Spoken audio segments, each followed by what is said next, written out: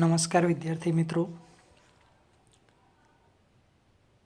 BSc same 5 chemistry જેમાં 501 paper inorganic chemistry.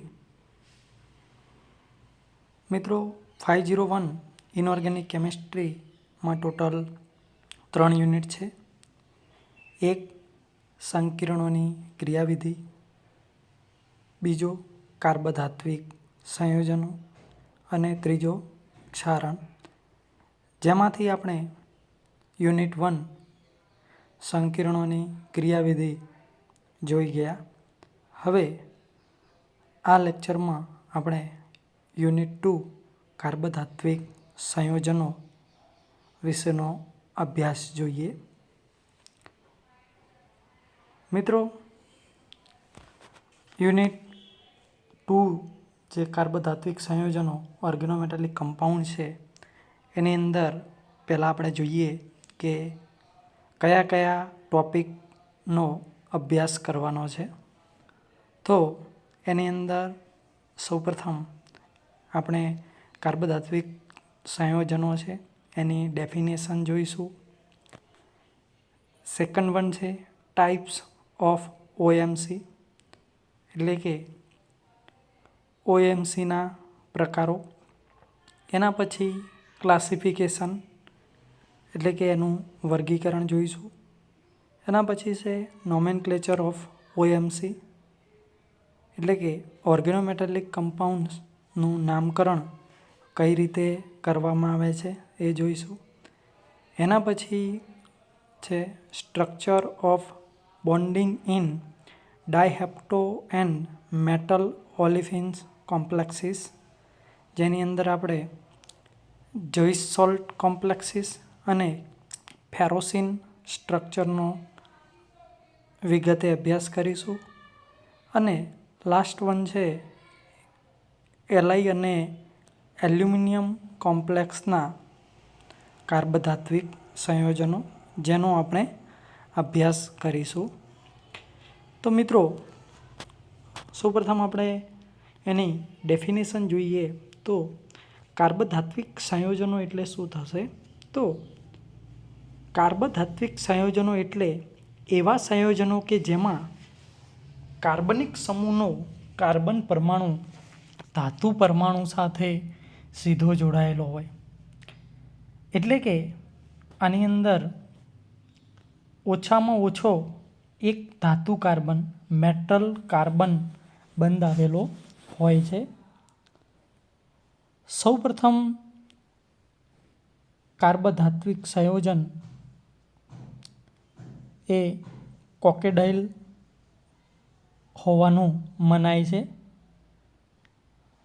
જેનું અણુસૂત્ર છે AS2CH3 એટલે કે ટેટ્રામિથાઇલ ડાયઆર્સિન, જે રેડિશ બ્રાઉન ફ્યુમિંગ લિક્વિડ છે અને એક પ્રકારની ખરાબ વાસ ધરાવતું સંયોજન છે, જે 1760 આજુબાજુ શોધ્યું હોવાનું મનાય છે. મિત્રો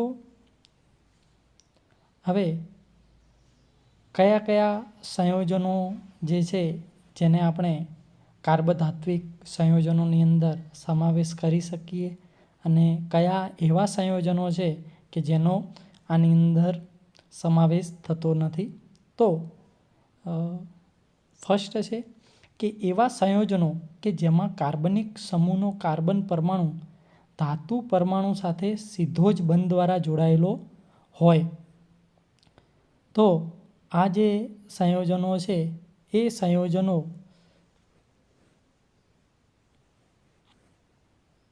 એ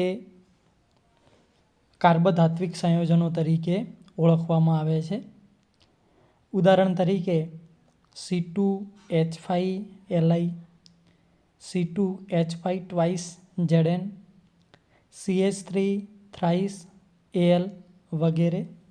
તો આ જે સંયોજનો છે એ સંયોજનોની અંદર તમે જોશો એનું બંધારણ, તો એની અંદર જે કાર્બનિક સમૂહનો કાર્બન છે એ સીધો જ ધાતુ પરમાણુ સાથે જોડાયેલો છે. હવે બીજું જોઈએ કે જે સંયોજનો કે જેમાં કાર્બનિક સમૂહનો કાર્બન પરમાણુ ધાતુ પરમાણુ સાથે સીધો જ બંધ દ્વારા જોડાયેલ ન હોય તો તેવા સંયોજનોનો આમાં સમાવેશ થતો નથી. એટલે કે કન્ડિશન એના માટેની એ છે કે સીધો જે બંધ દ્વારા જોડાયેલો હોવો જોઈએ. અહીંયા આગળ તમે જુઓ સૂત્ર છે એક C2H5ONA અને અહીંયા આગળ એક છે C2H5Li.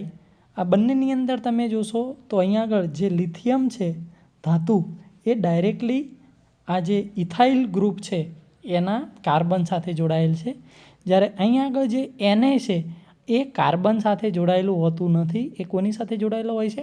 ઓક્સિજન સાથે જોડાયેલો હોય છે.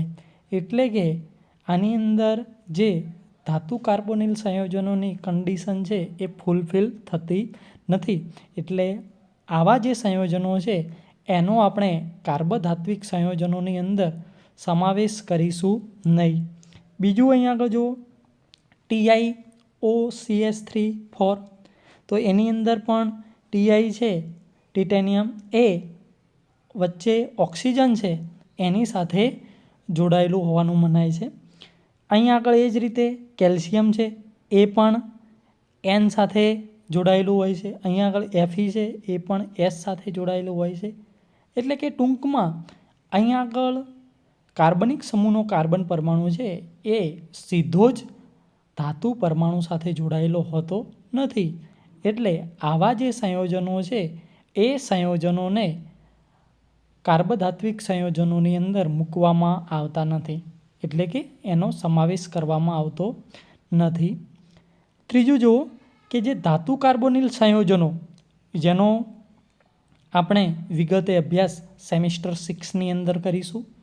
તો એ જે સંયોજનો છે NiCO4, FeCO5 વગેરેને કાર્બધાત્વિક સંયોજનોમાં સમાવિષ્ટ કરવામાં આવે છે. એટલે કે આ જે ધાતુ કાર્બોનિલ સંયોજનો છે એ પણ એક પ્રકારના OMC છે. OMC એટલે કે ઓર્ગેનોમેટાલિક કમ્પાઉન્ડ્સ છે. આગળ જોઈએ તો સંયોજનો જેવા કે CaC2, HgNO2 twice, K4, FeCN6 વગેરે જે સંયોજનો છે જેમાં ધાતુ કાર્બન બંધ જોવા મળે છે. તમે અહીંયા આગળ જુઓ કે કેલ્શિયમ અને કાર્બન છે તો એની વચ્ચે કયો બંધ હોય? ધાતુ કાર્બન બંધ છે. અહીંયા આગળ મર્કરી અને નાઇટ્રોજન તો એ પણ આપણને ધાતુ કાર્બન બંધ જોવા મળે છે. અહીંયા આગળ તમે જોશો કે Fe અને Cn તો આ પણ ધાતુ કાર્બન બંધ જોવા મળે છે. છતાં તેમને આ સમૂહમાં મૂકવામાં આવતા નથી. કારણ કે આમાં ધાતુ જે છે એ કાર્બનિક સમૂહ સાથે જોડાયેલ નથી. એટલે કે આ જે છે એ કાર્બનિક સમૂહ નથી. ઓકે, નેક્સ્ટ જોઈએ તો કે કાર્બધાત્વિક સંયોજનોમાં ધાત્વિક શબ્દનો અર્થ ફક્ત ધાતુ સાથે નથી. એની અંદર કેટલાક અધાતુ તત્વોનો પણ સમાવેશ થાય છે. આપણે જોઈએ છીએ પિરિયોડિક ટેબલની અંદર કે જે ડાબી બાજુના છે એ ધાતુ સંયોજનો છે. જે મિડલમાં જોઈએ તો અધાતુ વચ્ચે જે ઝિગઝેગ લાઈન અર્ધ ધાતુ થશે, ઝિગઝેગ લાઈન આવે છે. અને જમણી બાજુનો જે ભાગ છે પિરિયોડિક ટેબલની અંદર તો એ થશે અધાતુ તત્વો. તો કાર્બધાત્વિક જે સંયોજનો છે એ સંયોજનોમાં કાર્બધાત્વિક સંયોજનોમાં ધાત્વિક શબ્દનો અર્થ ફક્ત ધાતુ સાથે નથી. આમાં કેટલાક એવા તત્વોનો પણ સમાવેશ થયેલ છે કે જેમની વિદ્યુત ઋણતા 2.5થી ઓછી હોય. એટલે કે કાર્બનથી ઓછી હોય. કાર્બનની વિદ્યુત ઋણતા કેટલી છે? 2.5. જેમ કે બોરોન છે, સિલિકોન છે, આર્સેનિક છે, ટી વગેરે. તો આ જે તત્વો છે એ તત્વોની વિદ્યુત ઋણતા 5 કરતાં ઓછી છે, પરંતુ અમુક એવા પણ તત્વો છે કે જેમની વિદ્યુત ઋણતા કાર્બન કરતાં ઓછી હોવા છતાં, એટલે કે 2.5 કરતાં ઓછી હોવા છતાં તેને ઓર્ગેનોમેટાલિક કમ્પાઉન્ડ્સની અંદર મૂકવામાં આવતા નથી. નેક્સ્ટ જોઈએ, ધાતુ કાર્બન બંધ એ ધ્રુવીય હોય છે તથા બંધની ધ્રુવીયતા એ વિદ્યુત ઋણતાના તફાવત ઉપર આધાર રાખે છે અને બંધની ધ્રુવીયતાના આ જે તફાવતના મૂલ્યમાંના વધારા સાથે વધે છે. મિત્રો, તમે અગાઉ ક્યાંક ને ક્યાંક ધ્રુવીય શબ્દ સાંભળ્યો હશે. ધ્રુવીયની અંદર કયા બંધ ધ્રુવીય હોય કે જેમની અંદર વિદ્યુત ઋણતાનો તફાવત હોય એ. ફોર એક્ઝામ્પલ કે હું એક ઉદાહરણ લઉં, HCl જે જાણીતું ઉદાહરણ.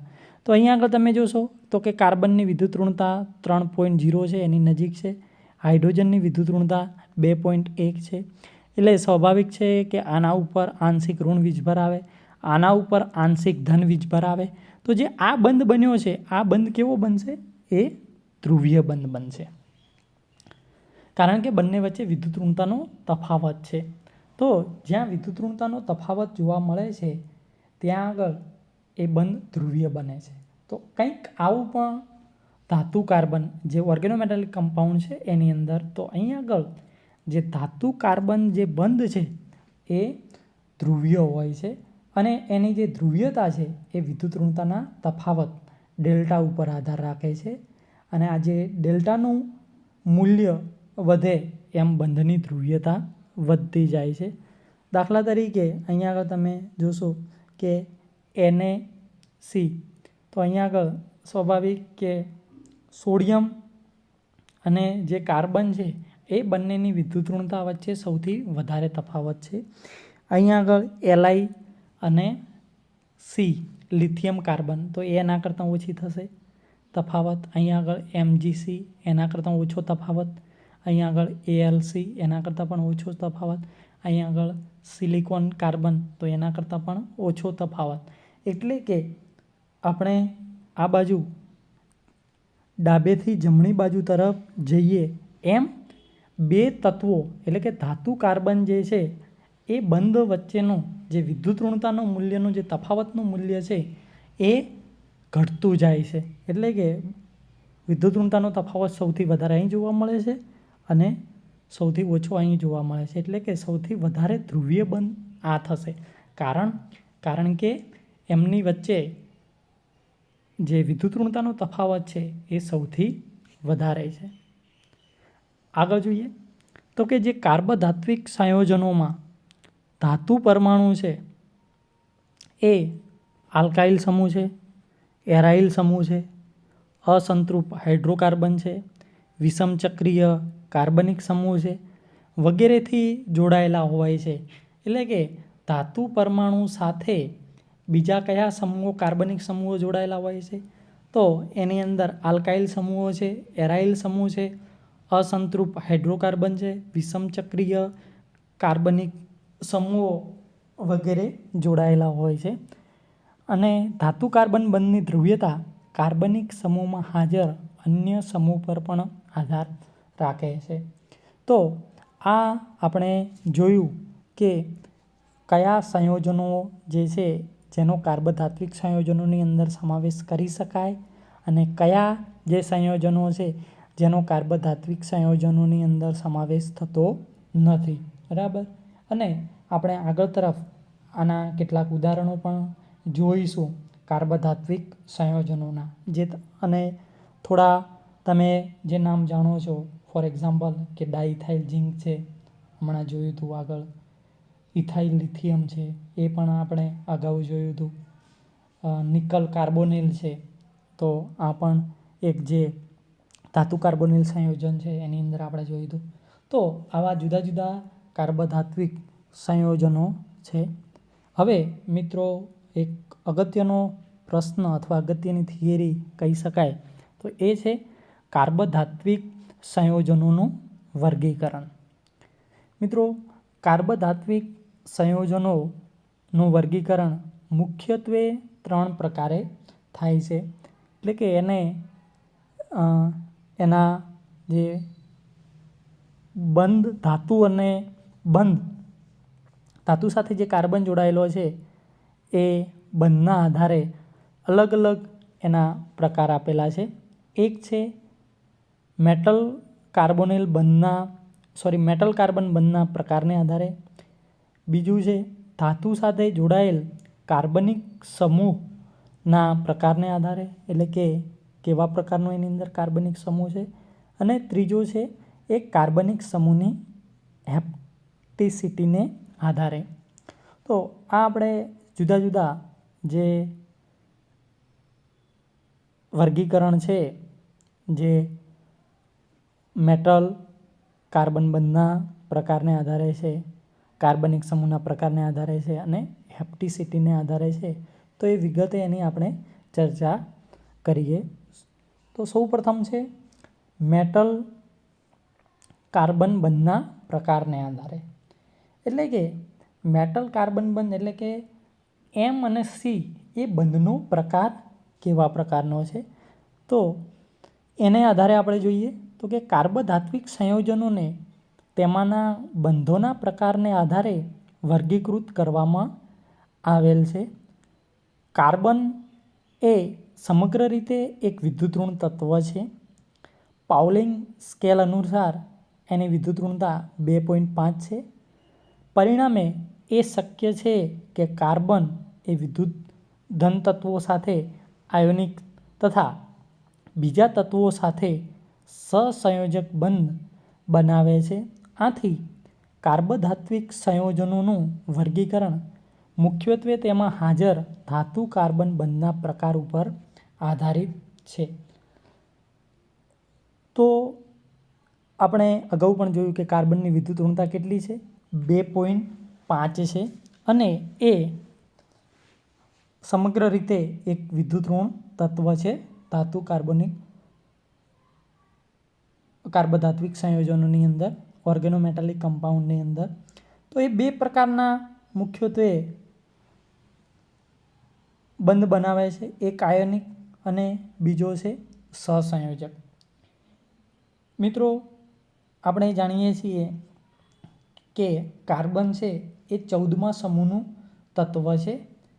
એનાથી જોઈએ તો જે ડાબી બાજુના જે તત્વો છે પીરિયોડિક ટેબલની અંદર એ મોટે ભાગે બધા ધાતુ તત્વો છે અને એનાથી આ બાજુના જે તત્વો છે તો એ બધા અધાતુ તત્વો છે.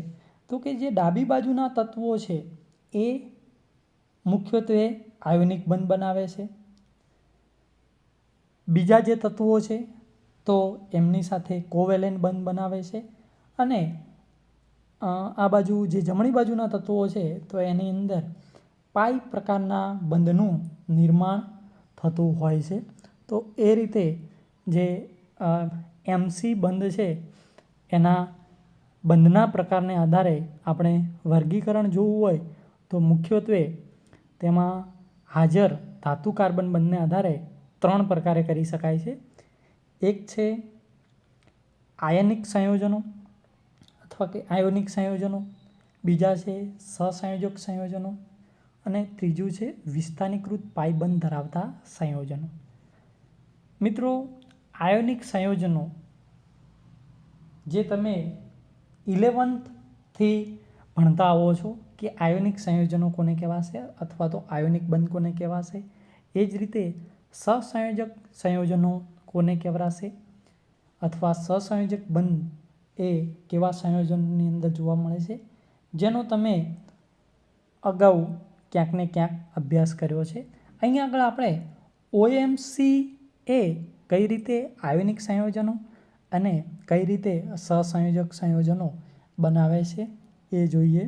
તો ફર્સ્ટ આયનિક સંયોજનો, એની અંદર જોઈએ તો જે ઉચ્ચ ધન વિદ્યુત તત્વો છે કે જેમની વિદ્યુતઋણતા 1.2 થી ઓછી હોય છે, તો આ પ્રકારના જે સંયોજનો છે એ આયનિક પ્રકારના કાર્બધાત્વિક સંયોજનો બનાવે છે. દાખલા તરીકે C2H5Na. અહીંયા આગળ તમે જુઓ કે Na જે છે એ ઉચ્ચ વિદ્યુત ધન તત્વ છે જેની વિદ્યુત ઋણતા આશરે 1ની નજીક છે. અહીંયા આગળ તમે જોશો C6H5 Mg, આની પણ વિદ્યુત ઋણતા 1.2થી ઓછી છે. એ જ રીતે જે Mn છે એની પણ વિદ્યુત ઋણતા 1.2થી ઓછી છે. એટલે કે આ જે ધાતુ સંયોજનો છે જે ઉચ્ચ વિદ્યુત ધન તત્વો છે અને આ જે છે એ કાર્બનિક સમૂહના કાર્બન સાથે બંધ બનાવે છે, જે કાર્બધાત્વિક સંયોજનો તરીકે ઓળખવામાં આવે છે. હવે નીચે દર્શાવેલા ગુણધર્મો છે જે આ સંયોજનોની આધુનિક પ્રકૃતિનો પુરાવો આપે છે. એટલે કે કાર્બધાત્વિક સંયોજનો એ ખરેખર આયનિક સંયોજનો તરીકેની વર્તણૂક ધરાવે છે કે નહીં, તો એ માટેના અમુક પુરાવાઓ અહીંયા આગળ આપેલા છે. એમાં એક છે કે આયનિક સંયોજનોની માફક તે હાઇડ્રોકાર્બન દ્રાવકો જેમ કે બેન્ઝીનમાં અદ્રાવ્ય રહે છે. આયોનિક સંયોજનો આપણે જે અભ્યાસ કર્યો છે એ પ્રકારે અગાઉ કે દાખલા તરીકે NaCl છે, તો આ એક પ્રકારનું આયોનિક સંયોજન કહેવાય કે જે પાણીમાં દ્રાવ્ય એટલે કે ધ્રુવીય દ્રાવકમાં દ્રાવ્ય પણ અધ્રુવીય દ્રાવક જેવા કે હાઇડ્રોકાર્બન છે, બેન્ઝીન છે, જેની અંદર એ અદ્રાવ્ય રહે છે. તો સેમ અહીંયા આગળ પણ આ જે OMC જે કાર્બધાત્વિક સંયોજનો જે છે આયનિક સંયોજનો એ હાઇડ્રોકાર્બન દ્રાવકો અને બેન્ઝીન છે એની અંદર અદ્રાવ્ય રહે છે. બીજું જોઈએ તો કે આ સંયોજનોના દ્રાવણમાં વિદ્યુત પ્રવાહનું વહન થાય છે. આપણે NaCl જોઈએ તો NaCl પણ એનું જો દ્રાવણ લઈએ તો વિદ્યુત પ્રવાહનું વહન કરે છે. તો સેમ આ જે ઓર્ગેનોમેટાલિક કમ્પાઉન્ડ છે એ પણ વિદ્યુત પ્રવાહનું વહન કરે છે. એટલે કે અહીંયા આગળ એક ઉદાહરણ છે C2H5Na નું દ્રાવણ વિદ્યુત પ્રવાહનું સુવાહક છે. તો કે C2H5Na એ જે છે એની અંદર વિદ્યુત પ્રવાહનું વહન આ રીતે થશે C2H5 minus plus Na plus. એટલે કે અહીંયા આગળ એક ધન વીજભારિત સ્પીસીઝ છે, એક ઋણ વીજભારિત સ્પીસીઝ છે. તો સ્વાભાવિક છે કે એની અંદર વિદ્યુત પ્રવાહનું વહન થવાનું. એટલે કે આ જે સંયોજન છે એ એનું જે દ્રાવણ છે એ વિદ્યુત પ્રવાહનું સુવાહક છે. નેક્સ્ટ જોઈએ ત્રીજું તો કે આયોનિક સંયોજનોની માફક તેઓ ઉભય ગુણે વિઘટન પ્રક્રિયાઓ દર્શાવે છે. આ દાખલા તરીકે એક વિઘટન પ્રક્રિયા દર્શાવું C2H5Na plus C2H5Br gives NaBr plus C4H10. આ Na અને Br જોડાઈ અને NaBr આપે અને બાકીનો જે ભાગ છે તો એ C4H10 બ્યુટેન સ્વરૂપે જોવા મળે છે. તો આ જે સંયોજનો છે એ ઉભય ગુણધર્મી વિઘટન પ્રક્રિયાઓ દર્શાવે છે. ત્રીજું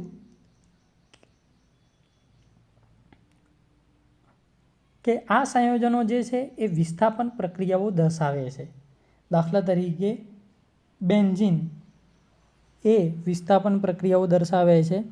તો એ પ્રક્રિયા દર્શાવું C2H5Na plus C6H6 gives C6H5Na plus C2H6. તો આ જે પ્રક્રિયા છે વિસ્થાપન છે. અહીંયા આગળ Na જે છે એ અહીંયા આગળ જે બેન્ઝીનમાં રહેલા હાઇડ્રોજનનું વિસ્થાપન કરે છે અને ત્યાં આગળ એને જોડાઈ જાય છે અને આપણને આ રીતે C6H5Na+C2H6 આ પ્રકારની પ્રોડક્ટ મળે છે. તો અહીંયા આગળ આ જે સંયોજનો છે એ આપણે આયોનિક સંયોજનો છે એ સંયોજનોની માફક વિસ્થાપન પ્રક્રિયાઓ દર્શાવે છે. તો આ પુરાવાઓને આધારે આપણે કહી શકીએ કે આ જે સંયોજનો જે છે એ આયોનિક પ્રકારના ગુણધર્મો ધરાવે છે. આગળ આયનિક પ્રકારના જે કાર્બધાત્વિક સંયોજનનું નિર્માણ છે એ ઋણ આયનના સ્થાયિત્વથી અસર અનુભવે છે. એટલે કે જેટલો ઋણ આયન વધારે સ્ટેબલ એટલી જે પ્રક્રિયા છે એ સરળતાથી થતી હોય છે. જેમ કે C5H5- જેનું નામ છે સાયક્લોપેન્ટાડાઇનાઇલ ઋણ આયન, જેમાં 6 પાઈ ઇલેક્ટ્રોન એ બેન્ઝીનની માફક સ્થાયી સંરચના બનાવે છે અને આ આયનો એ પ્રબળ વિદ્યુત ધન ધાતુઓ સાથે આયનિક પ્રકારના સંયોજનો બનાવે છે. દાખલા તરીકે C5H5- twice Mg+2 અને C5H5- twice Ca+2. તો આ સંયોજનો પણ એ પ્રબળ વિદ્યુત ધન ધાતુઓ સાથે આયનિક પ્રકારના કાર્બધાત્વિક સંયોજનો બનાવે છે.